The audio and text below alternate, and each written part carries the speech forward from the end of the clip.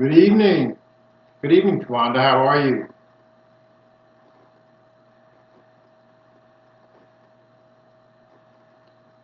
Well, hello, everybody. How's everybody tonight? I'm going to give a couple of minutes for some more people to come in, but I'm Velton Showell, and we'll get started in a minute. Mic check, mic check. Can everybody hear me?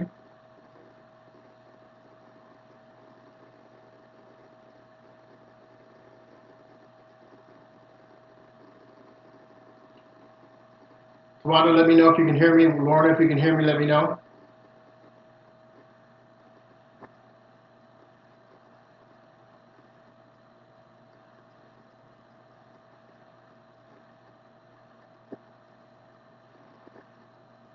All right, great. I'm glad everybody's coming in and everybody's going to be able to take advantage of this and spend a little time with me. I'm excited about being with each and every one of you and sharing a few minutes and sharing some of my time and my experience and some of the things that we all are working on in the event marketplace, in the event arena, that makes the industry run and thrive and do the things that it's already done and the things that the new normal is going to bring to each and every one of us. So I'm excited. I'm stoked. And it is now 8:05. So we're going to get started. One of my philosophies, early is on time is late. And sometimes when you're late, you get left out. But anyway, I'm Velton Showell, and I appreciate the time that you've given me to share some ideas and ideologies and philosophies with you and your group. Just to tell you a little bit about myself, I've been in the hospitality industry. I started my career many, many years ago in 1983. I was a management trainee for a major hotel corporation, Hyatt Hotels and Resorts. And at that point, the training program was a year long. Spent a year training and then another 18 months in operations as a hotel assistant manager in a hotel that was running 98% occupancy on an annual basis. Realized that my real love for the business emanated and always was in the sales department. Became a sales manager in that hotel. Went to open the Grand Hyatt Washington in Washington, D.C., and spent 2 years at that hotel. So I spent about 5 years as a sales manager and then became a director of sales and marketing. Was promoted to Oakland, California. Spent 2 years in Oakland and then moved to Indianapolis, Indiana, where I spent 5 years. And then was promoted to run a global sales office in Omaha, Nebraska. If you ever been to Omaha, it's not a warm place in the wintertime. It's very cold. So I spent 5 years in Omaha, and then I got the opportunity to open the first African American owned and developed resort in the country on Miami Beach called the Royal Palm. I spent 4 years getting that hotel open, and then spent the balance of my hotel career between the Sheraton downtown Miami, the Sheraton Fort Lauderdale, and ultimately the Doral Golf Resort and Spa. And I tell you a little bit about that because you're all in the event industry, the hospitality industry, and hospitality and tourism right now is in a state of flux. We often said when the market catches the cold, the hospitality industry has pneumonia because we are one of the first things that feels the crunch in any downturn in the market or any downturn in the economy. COVID-19 has really put a lot of our business on a different track or put it on the skid, so to speak, because we are people. We interact with people, we work with people, we make people happy, we make people feel good, we make people feel great about what's going on and what we're doing. One of my favorite poets, Maya Angelou, had a quote, and her quote is, "People may forget what you say, people may forget what you do, but they will never forget how you make them feel." And in the hospitality industry, We are the people who make people feel good about being with us, good about the work we do, good about the things that we bring to them. So the question becomes, as we build our business, two things. Number one, how are we operating in what we often coin, in many instances, is the new normal? What are you doing today to help you grow your business? Because your business is, as I said earlier, in a state of flux. You don't have the venues, you don't have the places, you don't have the ability to interact with people up close and personal. So the question is, what are you doing? How do you get there once this temporary setback is diffused, resolved, or moved out of the way? Well, there's a couple of things that we have to do. Number one is, now is the time to reassess, reevaluate, and reconfigure what we've done in the past. If you do what you always did, you get what you always got. And that's not always a bad thing. But the question is, are you happy with what you're getting? Or do you feel as though you can do more? Do you feel as though you can take your business from average to outstanding? There's a difference between being average, because think about a pyramid and how the foundation of a pyramid is built. The bottom of the pyramid is very wide and has a lot of space. And that's because there's a lot of people at the bottom. But as you go up higher to the peak or the precipice, it gets narrow because there are fewer people up there. But realistically, those are the people that are making the difference.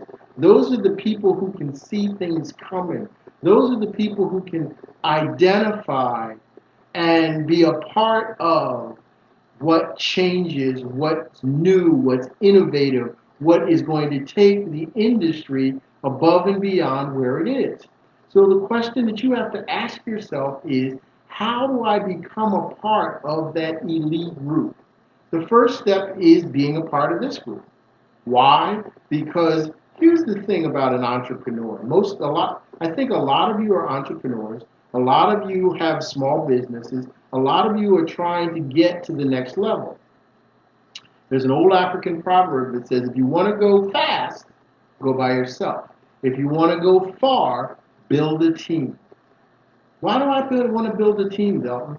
I'm doing good. I'm doing great. I've got an idea. I've got this thing down to a science. I know what I want to do. I know where I want to go. Why do I need other people to get in my way, give me their ideas, give me their thoughts, and maybe inhibit my progress of where I think I'm going?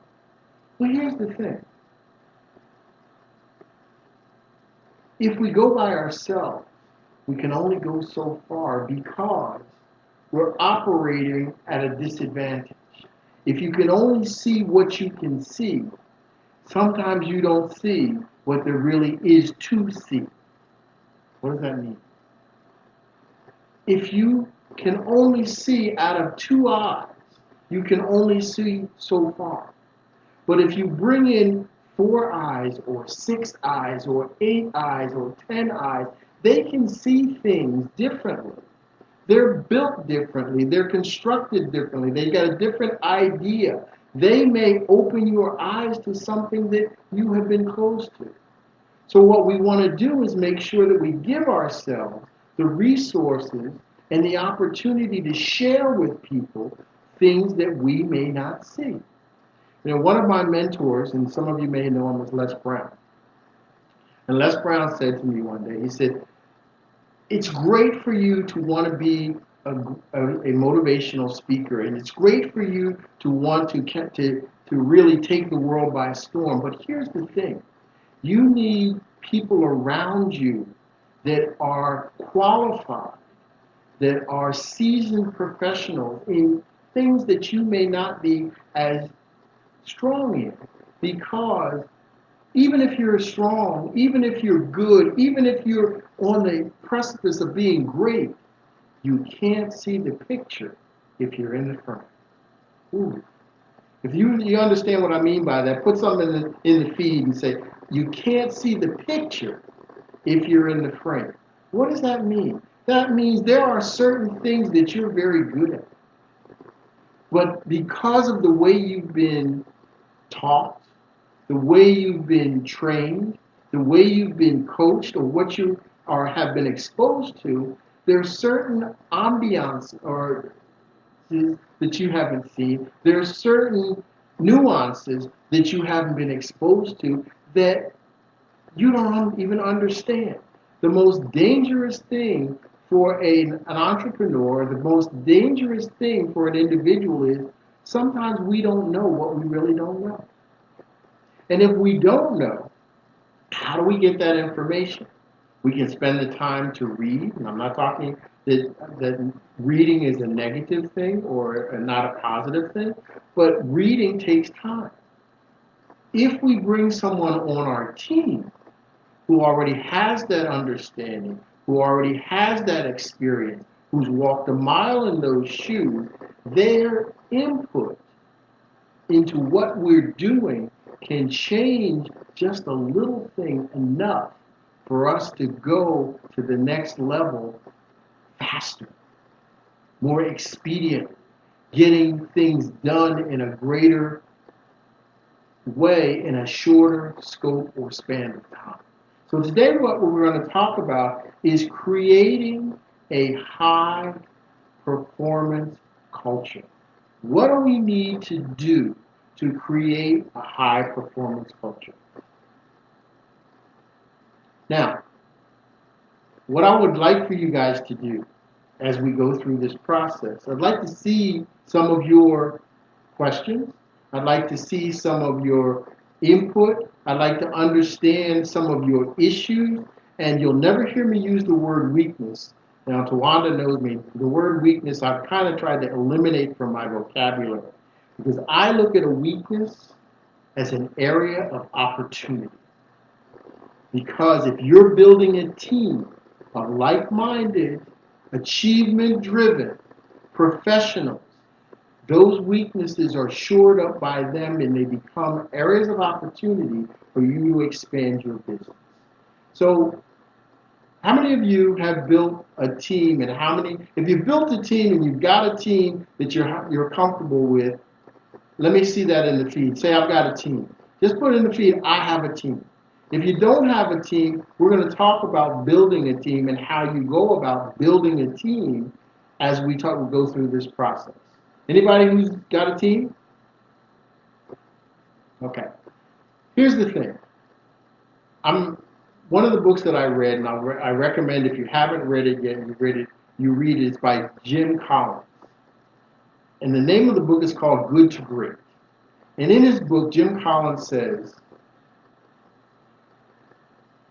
if you're going to build a team, make sure you get the right people on the bus, you get the wrong people off the bus. So if you have a team and you've got some strong players who have bought into your vision, who bought into your direction, who know where you're going, who want to be a part of what you're doing and are supporting you and giving you positive information and that's helping you drive your business forward, you want to make sure that you embrace those people.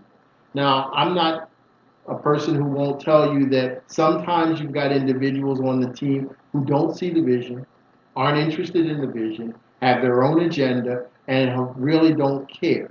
Those individuals, sometimes you have to, as you've heard it say about some of your family members, you got to love them from a distance. They ain't got to go home. They just can't be a part of your team. You have to be very careful of who you allow inside of your inner circle.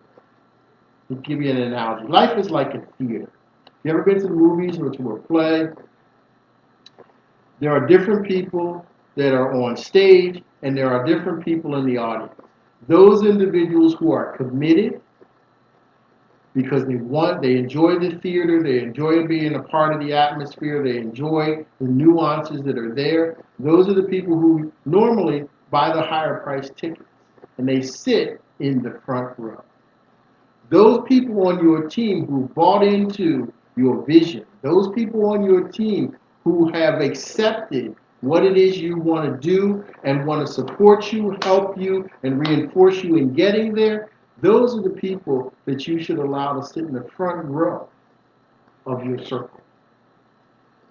Those individuals who always have a problem for every solution, those individuals who always see the glass as half empty, those individuals who always have a but in every conversation, sometimes you have to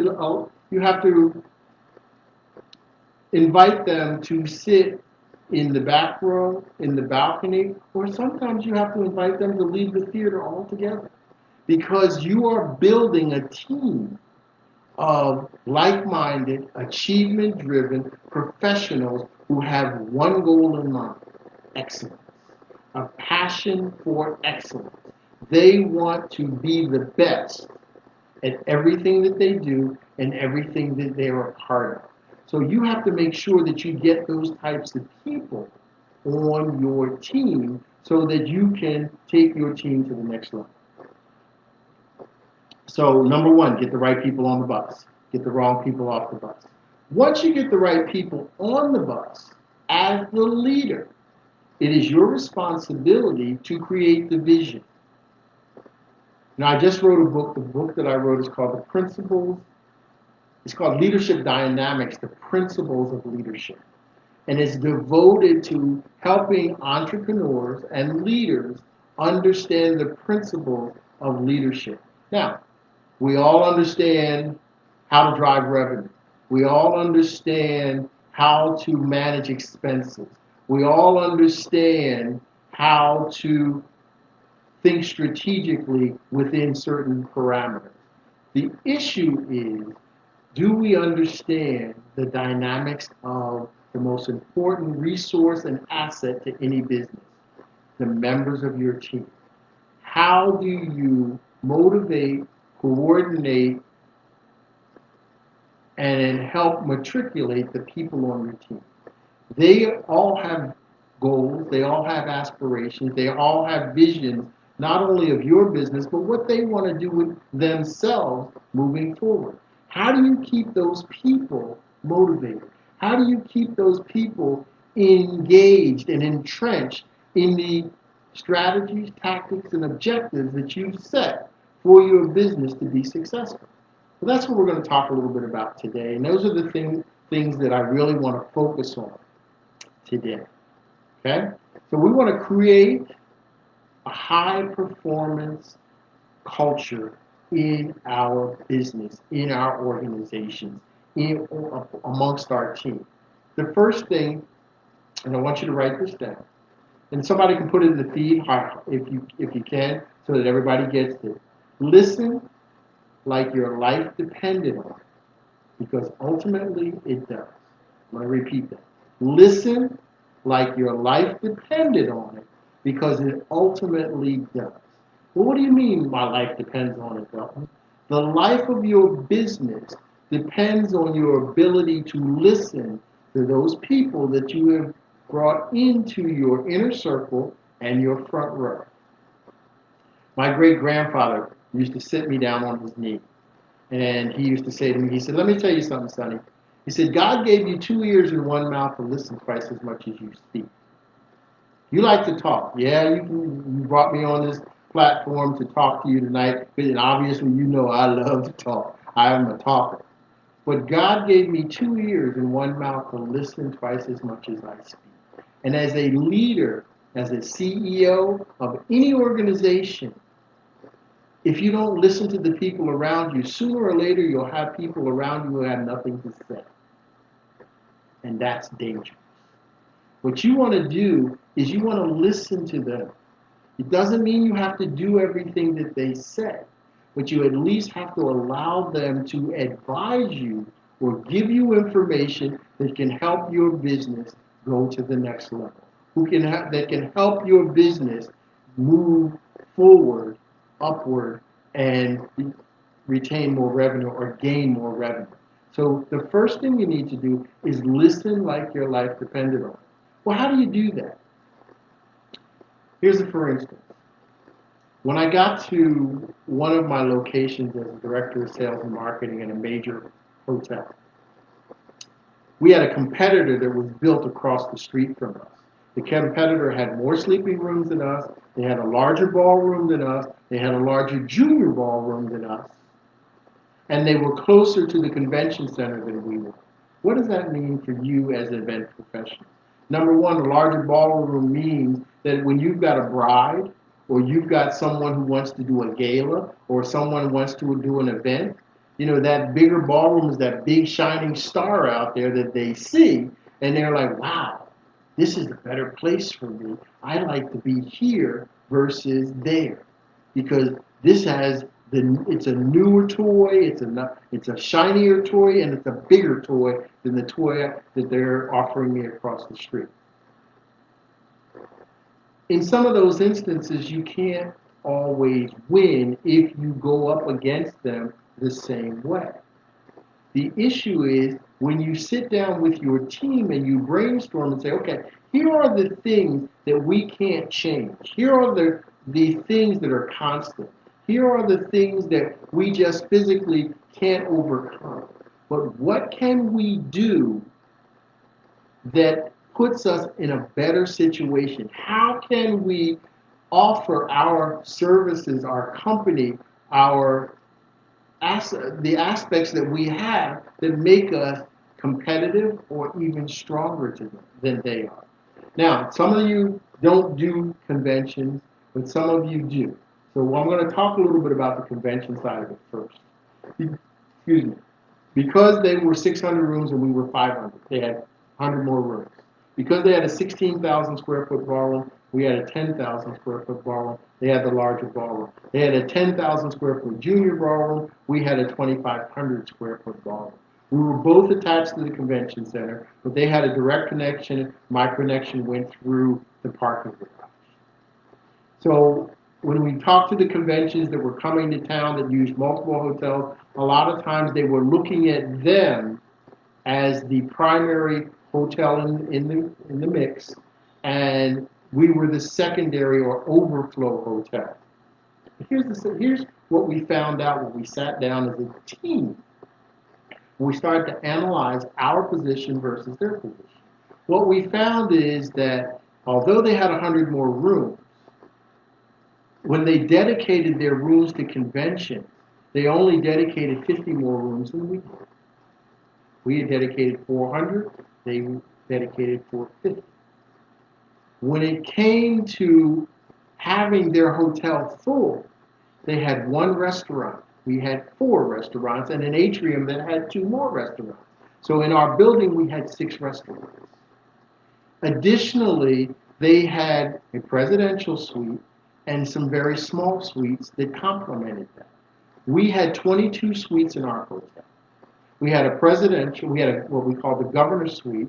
We had another suite that was a little bit less than the governor's suite, and our general manager had moved out of the building, and we had the old general manager's residence that had 3 bedrooms, a kitchenette, and a dining area. So when we were talking about conventions that were utilizing the convention center for most of their meetings, our ballrooms didn't matter anymore. What mattered was the fact that we had nicer suites, more of them to provide, so that their exhibitors and their VIPs got nicer suites if they stayed with us and made us their headquarters hotel. And we had multiple restaurants inside the building, so when their meetings broke and they only had a limited amount of time to eat and get back into session, we were more attractive because they had more options to utilize to resolve that issue. All of a sudden, we became very competitive when it came to those types of meetings and conventions wanting to come to the city and use multiple hotels. And both of us were almost equidistant from the convention center. Where am I going with this? It wasn't until we sat down as a team, we sat down as a group, and we started listing things, and we started listening to the ideas of the other people on the team that we came up with a solution as to how we could not downgrade our competitor, but we could accentuate the things that we did better than them so that it became more of the issue than it became an issue of the things that we weren't as good as them doing. So what you want to do is you want to make sure that you sit down with your team and you listen to their ideas. You let them tell you and give you their point of view as to why you are a better choice than who you might be competing with. They feel as though they have a better chance at helping you achieve the goals that you've set for yourself and achieve the objectives that you want to accomplish without degrading or speaking negative about your competitor. It is all about doing the right things. Did I get kicked out? Hold on, y'all. Looks like I got kicked out of there. Hold on. I don't know what happened. Something happened there. Mic check, mic check. Is everybody still there? Can you hear me? Let me know if you can hear me. I'm trying to see here. It's all in a day's work.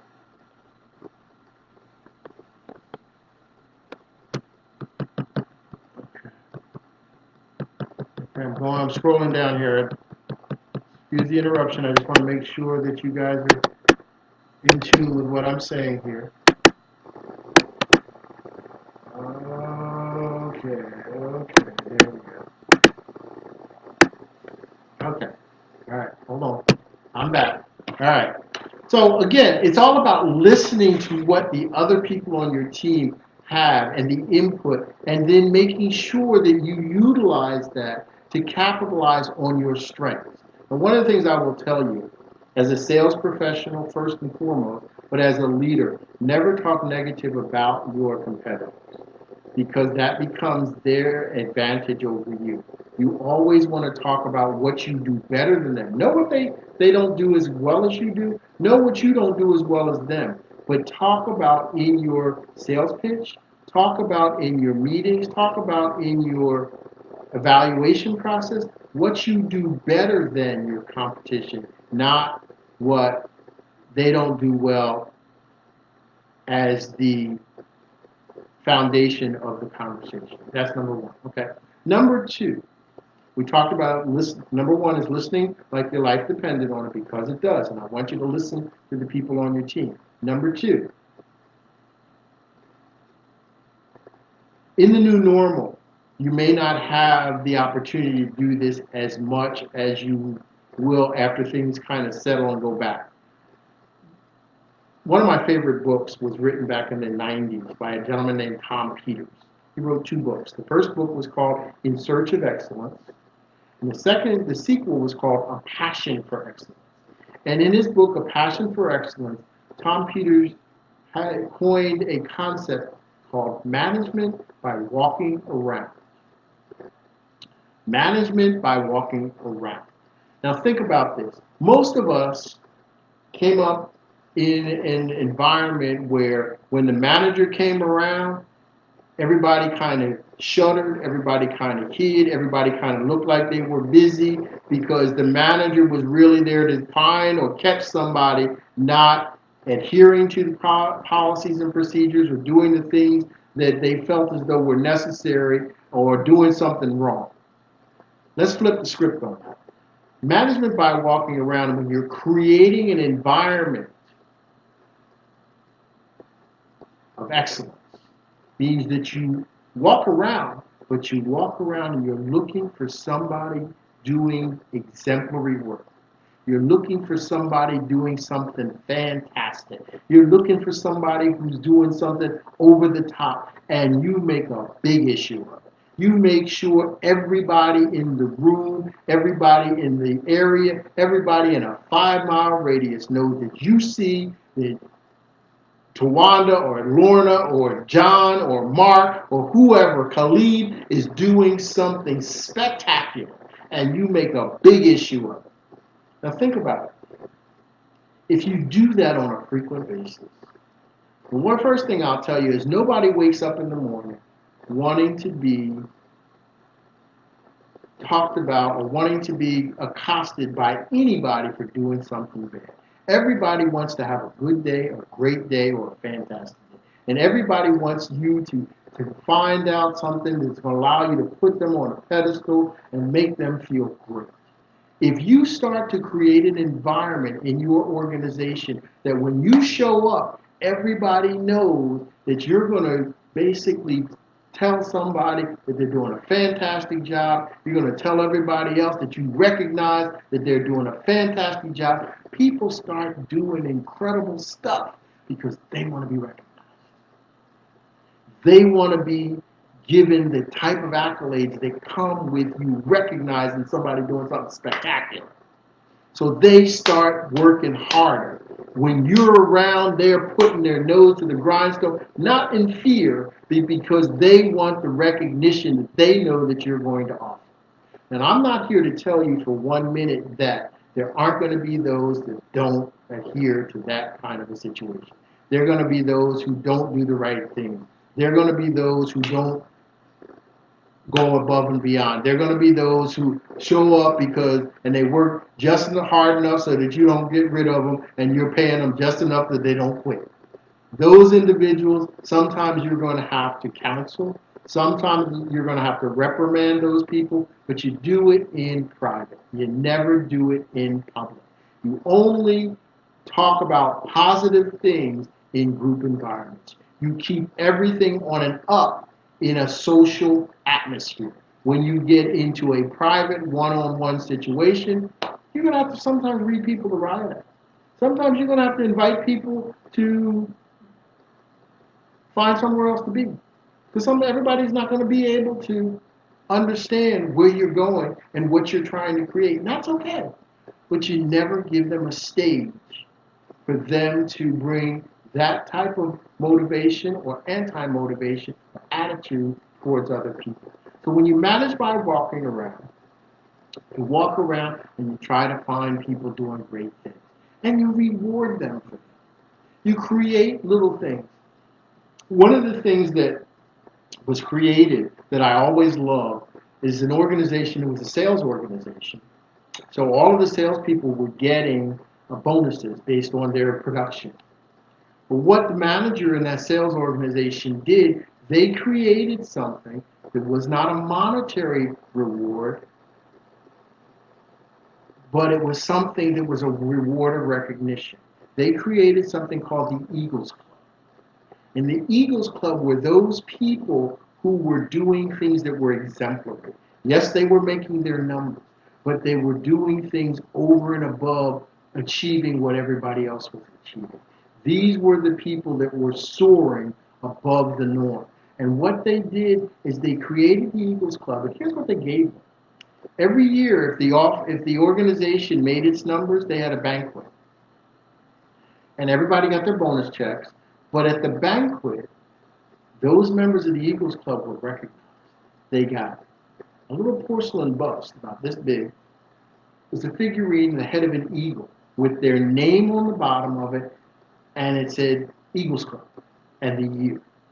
They got a jacket with their name on it and the insignia of the Eagles Club. Okay? Those two things. And they got recognized with a certificate in front of the entire group. Those two things allowed that organization to expand and grow faster than they could have ever grown by them just upping the quotas or the booking numbers of the salespeople on that team. Why? Because everybody wanted to be recognized as a member of the Eagles Club. And the Eagles Club, every year, to qualify for the Eagles Club, you had to generate a certain amount of revenue, but you also had to do some exemplary things that were over and above the norm for everybody else. So think of the kind of environment that created for people wanting to be supercharged, people who wanted to be in the elite. Everybody wants to be in the elite. I know you do too. Why? Because you're an entrepreneur. Why? Because you're a business owner. And you don't want to be competitive. You want to be the best. You don't want to be just another person in the market. You want to be the first selection of the first choice. One of the things, I don't know if you remember Roy Kroc. Roy Kroc was the owner of McDonald's. And somebody interviewed Roy Kroc one day, and they said, Roy, how do you remain competitive in the marketplace? What is your share? And what is your share of the market based on what you do and what everybody else does? And Roy looked back across the table at them and he said, well, first of all, let me tell you something. He said, I don't share my market with anybody. So there is no such thing as market share in my book. I own the market because I'm the best. And I'm the best because I do things better than anybody else. And I'm the best because my people understand my expectations and I reward them for their productivity and their overachievement of what I expect. So as an owner, as an entrepreneur, as a business person, your responsibility is to be the best that you can be. There are three principles that you should look at. Number one, you want to improve your performance as an organization. Number two, you want to increase your revenue as a business owner. But number three, and the most important, you want to be the dominating force in your marketplace, in your industry, and in your environment. So to do that, your people are the first portion of the equation. The second portion is you recognizing exemplary performance of the individuals on your team. To do that, the third point that we're going to talk about is dwelling on the positive, not the opposite. Say that again. Dwell on the positive, not the opposite. You heard me say earlier that I don't use the word weakness. I use it as an area of opportunity. Because when you talk about weakness, because weakness brings negative vibes, brings negative energy to the conversation. If you identify something that you're not good at, you look at it as an area of opportunity. If we fix this, what opportunities unfold for us? Number one, that will tell us whether or not it's worth fixing. If we decide that it's worth fixing, then what do we need to fix about it, and how do we fix it to create an area of opportunity for our business to expand? Example, your wedding plan. And one of the things that you decide is that you want to increase the types of weddings that you do versus the market that you've existed in thus far. One of the areas of opportunity is making sure that you develop relationships or better relationships with some of the higher class venues available in the marketplace. Yes, sometimes people are going to want to or can't afford to be at the best, but everybody wants to be at the best. Sometimes it's your relationship with the people at the best that allow you to get things from them or make it more manageable or affordable for your customer because of your relationship that got them something that they otherwise couldn't get from somebody else. Sometimes you have to understand that you're not buying a venue, you are part of the venue's team. You are the trusted advisor of that venue. And if you can earn the right to be viewed as their trusted advisor versus just another person selling weddings who wants to use their facility, they're going to offer you things that they don't offer everybody else. They're going to give you a pricing structure sometimes that is different than the pricing structure that everybody else gets. Why? Because they find value in the relationship with you. And that relationship can then be transcended to your end user in the way of, I know that you have a budget. I know that you don't think you can afford this, but let me do some work. Let me do some homework. Let me talk to some people. I think I can come up with a venue for you that you're going to be much happier with than the one you feel as though you have to settle for. Think about this. What's the difference between being happy and having to settle? Think about yourself. You can deal with something if you had to settle for, but you're happier if you can get something that you really want. When you went to the car dealership and you really wanted the Mercedes, but because of your budget, you felt as though you had to settle for the Sonata. What if you had the relationship? What if you had someone who could talk to the people at the Mercedes dealership and get them to not match the price of the Sonata, because we're not talking about unrealistic opportunities, but someone who could make it so that that Mercedes was more palatable or more within your budgetary confines, and you could figure out a way to work it out. How much happier would you be? Those are the things that your brides are looking for. And I, as a father of a future bride, those are the things the father of the future bride is looking for, because if it doesn't make dollars, it doesn't make sense to him. But that's another story. We won't go there today. We'll save that for another day. Okay? So we're going to move along, because I want to leave some time for questions if you have them at the end. The other thing, the last point that I want to make today, is to create the high performance environment that we're talking about. We have to be a student.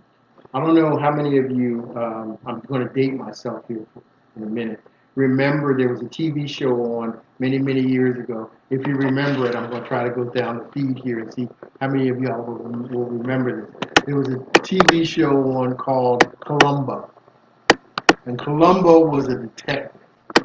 And Columbo he always asked a whole bunch of questions. He would go into a situation and he would always put his hand on his head and he says, well, I hear what you're telling me. And I understand this, but what about this? Well, what about that? And the final point that I want to make is he was searching for answers. He was searching for real things. He was searching for things that people don't normally see or understand. And what he wanted is, he didn't want to make an assumption. He was searching for the answers. And as entrepreneurs and business people, the most dangerous thing that we can do as it relates to our customers, as it relates to our team members, as it relates to anybody, is for us to make assumptions. Don't make assumptions. Figure it out and find out how to get to the bottom line, to get to the answers, to uncover the things that are not available to you on the surface. Do your homework.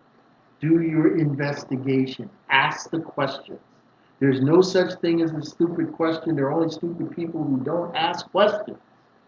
Whoa, sounds like my third grade teacher. No such thing as a stupid question. Only stupid people who don't ask questions. Ask the question. It's about understanding what's really going on, understanding how to solve the problem. When you start a business, there's one thing that you should ask yourself. I want everybody to ask themselves this question after this call. I have a business. I am in the event business, and I'm selling a product or service. That's great. What problem do you solve? For your customer, what problem do you solve? Because here's the thing. People don't buy products. People don't buy services. People invest their money in products and services that solve their problems. If I got a problem and you got an answer, price is not so much the issue. Especially if the pain is so hard and heavy that I can't sleep, I'm uncomfortable, and I got to get rid of it. So how do I get rid of it? If you can solve my problem, you got my money. Think about this. Now, I know there's a lot of ladies on the call, and guys, they think a little bit differently. But ladies, let me ask you this. You go to the store and you're buying some shoes. Okay? When you get to the shoe store, you try on these shoes. They are beautiful. They are gorgeous. They are some bad shoes. They even got red bottoms. But they hurt your feet. You walk across the floor and they hurt your feet. How apt are you to buy those shoes? Now, here's the other thing. You see some other red bottoms over there. They look just as nice. Maybe not quite as glamorous as the other shoes, but they're nice. They're beautiful. The price is very much, it's not about of the cost because they cost a little bit more. Okay? But you put them on and you walk across the floor. And Lord, you feel like somebody is massaging your feet from the time you put them on to the time you walk across the floor to the time you walk back and you sit down and you don't take them off, you cross your legs and they still feel good. And you say to the now how much are these shoes? He said, well, the first shoes that were there, they were $700. The shoes you have on are $950. And you sit there and you go, ooh, that's $250 more. Let me try them other shoes on again. You put them other shoes on, and your big toe says, oh, heck no. Don't put this thing back on me. Get them off. So you take them off and you put the other shoes back on, and your big toe says, now that's more like it. I like this. You figure out a way to figure out how you're going to come up with that $250.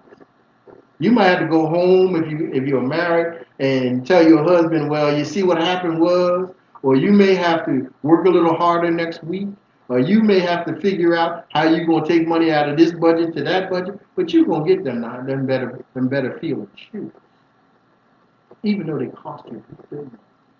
Your customer is the same way. Your customer is the same type of person.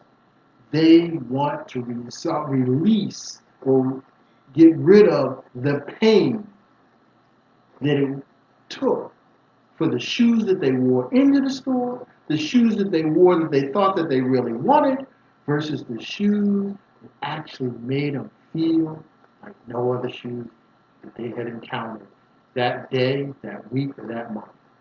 If you are selling a service, if you are providing a service that resolves or releases frustration, tension, or problems from your customer, that customer will not only buy from you today, but they'll buy from you tomorrow. They will tell their friends, they will tell their family, they will tell everybody they encounter about that experience that they had with you. And if you are truly committed to not sharing your market with anybody else, then you have to figure out, number one, what is my differentiating factor? What makes me different than everybody else? What takes me over the top? Number two, how do I become the trusted advisor of every customer that I encounter? Because when you make it to the status of trusted advisor, nobody can take a customer away from you. You don't have competitors because nobody can unseat you from that throne of royalty. You are the trusted advisor. It's like the king sitting next to the queen. Ain't nobody else taking that throne. That's the queen.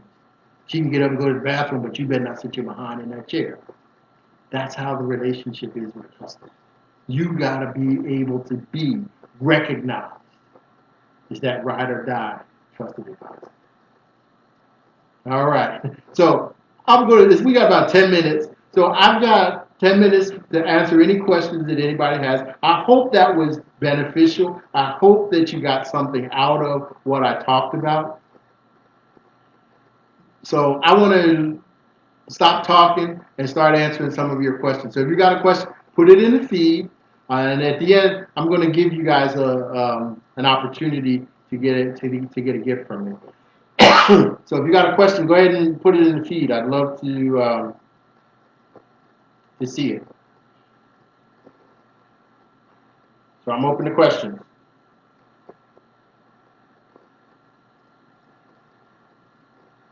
I appreciate you too, Rochelle. Thank you very, very much. Thank you, Jennifer. Thank you, Ivy. I appreciate you guys more than you know. More than you know.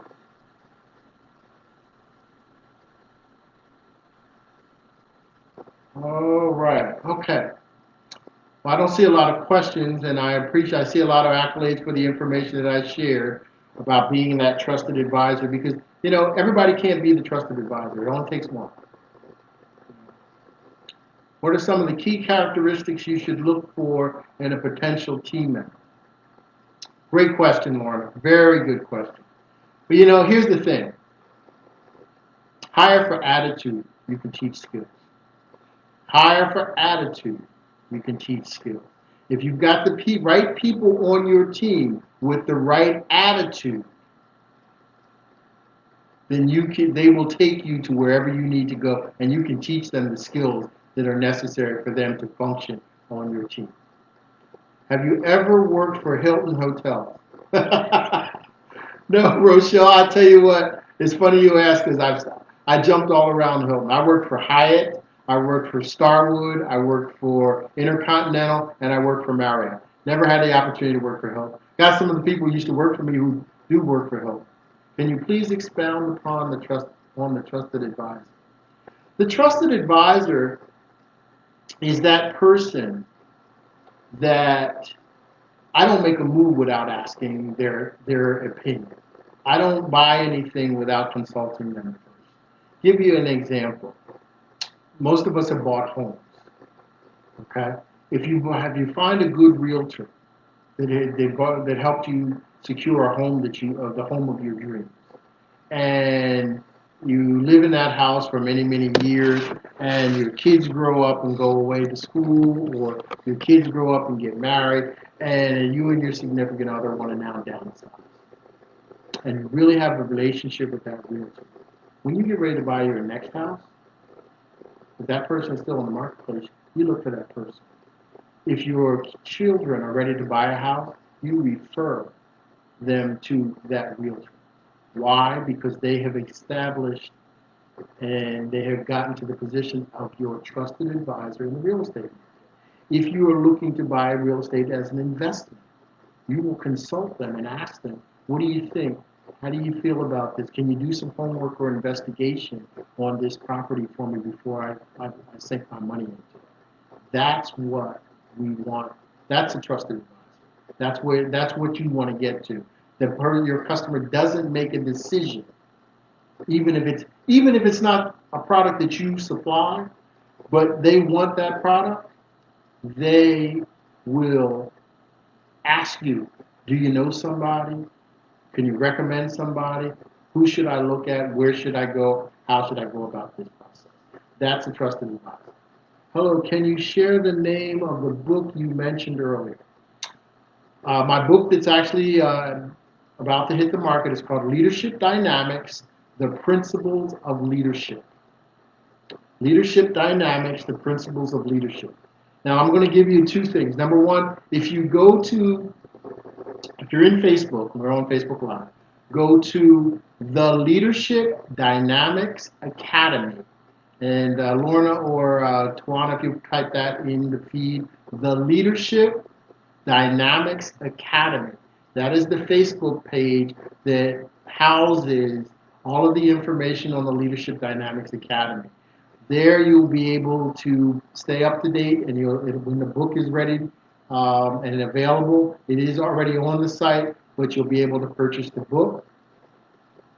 You'll also be able to purchase the workbooks that actually go with the book, because the book has 13 principles, and there are 13 workbooks that actually go with the book that will take you through the process of becoming a better leader.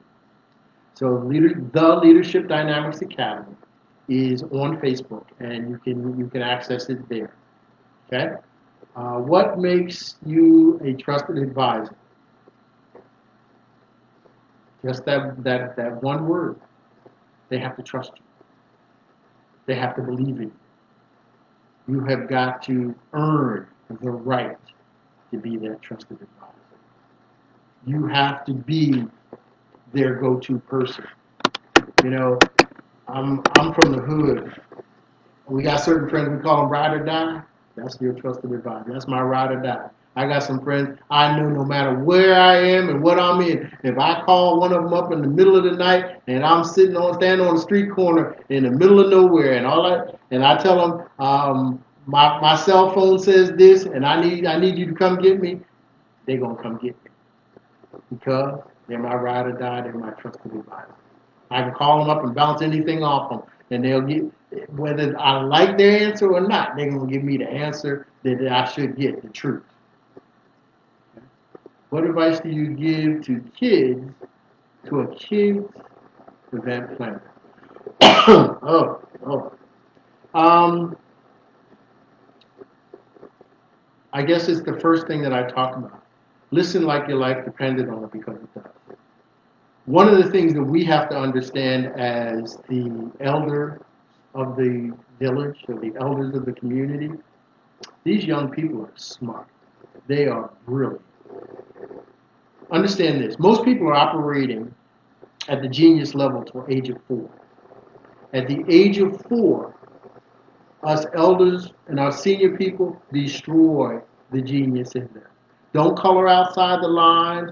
Don't do this. Don't do that. You can't do this. You can't do that. Don't let me see you do this again because you don't know how to do this. And we kill the genius inside of these young people sometimes. But that doesn't always kill it. They are a generation of immediate gratification. They grow up on iPhones and iPads and Surface Pros and computers. They can do more things than we could do at 20 at the age of 5 or 6 with a computer, an iPad, or an iPhone. Okay? So they're brilliant. Recognize that, and when you are putting together programs and things for them, consult them. Put together a group of them that are willing to contribute and ask them, what is it you like to see? What is it that will motivate this group to really engage and get and interact with the program and the information that we're providing to you? That's what will make the difference for you. I work with a lot of kids in leadership, and I sit down with them and I ask questions. I look at them and I'm in amazement.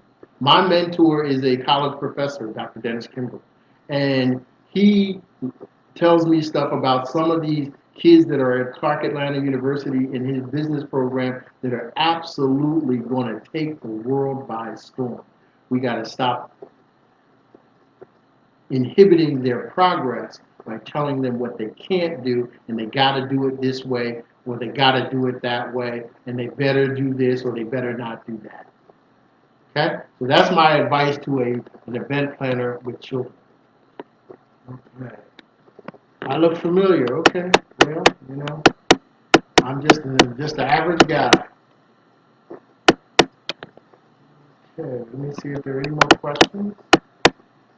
Columbia would drive people to Colombo. Yes, he would. In the industry, we sometimes use a lot of contract labor because it's often cheaper. At any point, do you advise beginning to hire permanent employees and build a team? Not necessarily. I'm a small business owner. I, for those of you who've been in corporate America, hopefully you know what you heard. The 3 letters that every corporation hates is PT and EB. 4 letters. PT and EB. Payroll taxes and employee benefits. Payroll taxes and employee benefits will sink your boat. So you're in the new normal, especially, you're going to have a lot of contract labor. But the question is, do you have the right people on the bus? Just because they're contract labor doesn't mean they're perfect for your organization. You got to do some homework. You got to do some investigating. You don't take somebody into your confidence because they're the only people available. You go and find the best of the best. You go and find the people who are on the cutting edge, who are making the difference in the market. And then you figure out whether or not they fit your environment. They fit your team. They fit your dream. They can help you get to where you're trying to go. And those are the people you work with. I used to tell my staff, everybody on my team works with me. Nobody works for me. The guy you got to work for, I don't want to know. You don't want to know because I don't like him. But he does appear. If you got contract labor that you've got to show up like that with, then you don't want them on your team. You want to find people who see your vision, who understand your dream, and are willing to help you get there. Those are the people. Those are the ride or die that you need to be. Okay, so here's what I'm going to do. If you text the word, well, wait a minute. How do you get them to stay with you when they are good? Do you know why are they there in the first place? Why are they with you in the first place? You ever ask the question? If you understand a person's why, then you can understand how to feed them. Everybody in life, there's an old Indian saying. I know we're almost out of time, but I'm going to tell you this because it's a great question. There's an old Indian saying. Every person in everybody's life, there are two wolves. There's a good wolf, and the good wolf has great things ahead of them and great things for you. And there's a bad wolf. The bad wolf doesn't like anything, doesn't want anything, is all negative and talks about everything as negative. And the question is, which wolf is the best wolf? Which wolf dominates your life? The one that you feed.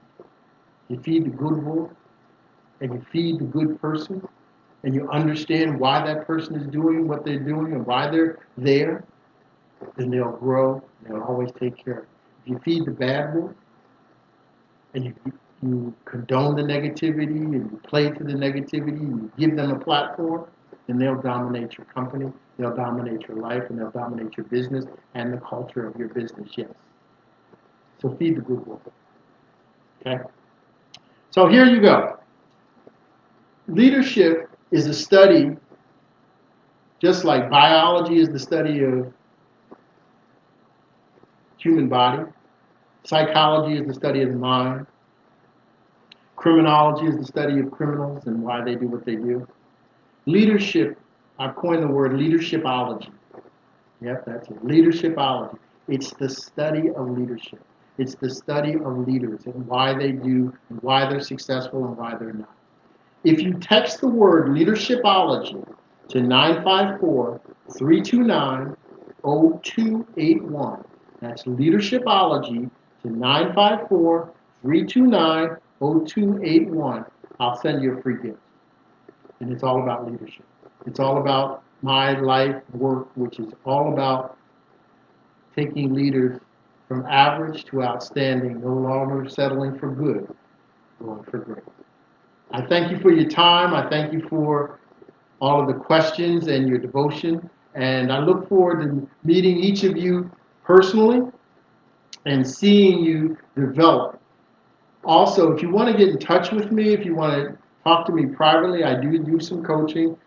Send me an email at info@veltonshowell.com. That's info@veltonshowell.com. That's info@veltonshowell.com, and we can have an offline discussion, and we can further our conversation, and maybe we can work together. Love to work with some of you. I know that you're in good company with Lorna and Tawana, and I appreciate you giving me the opportunity to share with you tonight.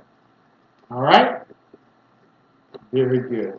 Thank you so much, everybody. Have a wonderful evening, and I'll see you all at the top. God bless.